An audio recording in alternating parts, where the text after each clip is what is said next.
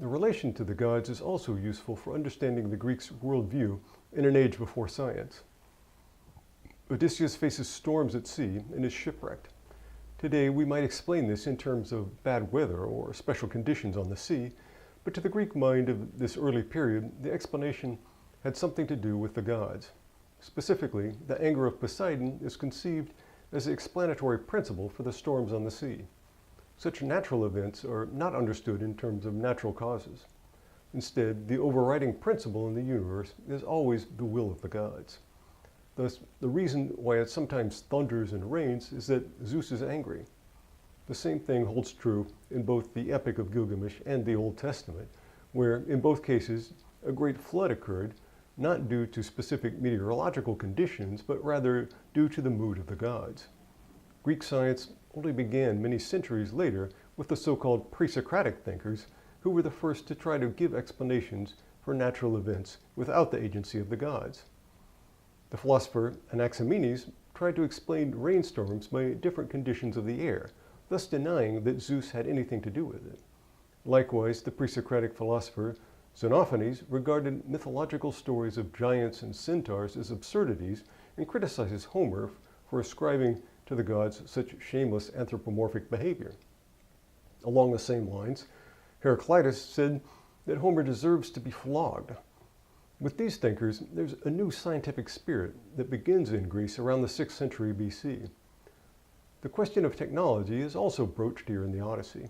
We recall from the Epic of Gilgamesh the pride that was taken in the description of the walls of Uruk, which were hailed as a monumental achievement of technology, engineering, and art. This element is also present here in the Odyssey. The author dwells at length on the description of how Odysseus builds the raft. At first, a long description is given of the axe that Calypso gives him to cut down and trim the trees.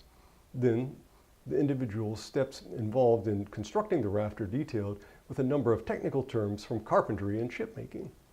This is striking since Odysseus is a warrior, not a craftsman, but yet the poet portrays him as being an expert shipbuilder. The Bronze Age author, like his Mesopotamian pendant from Gilgamesh, is clearly proud of the technological advances of his culture, in this case specifically shipmaking. This was of course an essential part of the Greek life, which made the Greek world what it was, facilitating trade and the exchange of ideas throughout the Mediterranean. Thus, the author indirectly celebrates these achievements by this long description. With respect to the purpose of the story, the poet could have simply taken care of this with a single line, but instead he chooses to dwell on it at length. The Greek word techne means craftsmanship, that is, knowledge and ability of humans to make something. Our word technology derives from it. It came to be used in many different contexts, but its fundamental usage is something made or created by humans in contrast to an object of nature. Thus, techne is one of the many elements of human culture, such as art, religion, and so forth, that separate the human sphere from the animal world.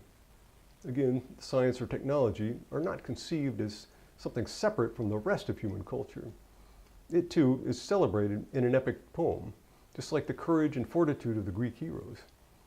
It's also the object of admiration in Sophocles' tragedy Antigone, in the chorus's so-called Ode to Man, which celebrates human technical achievement over nature.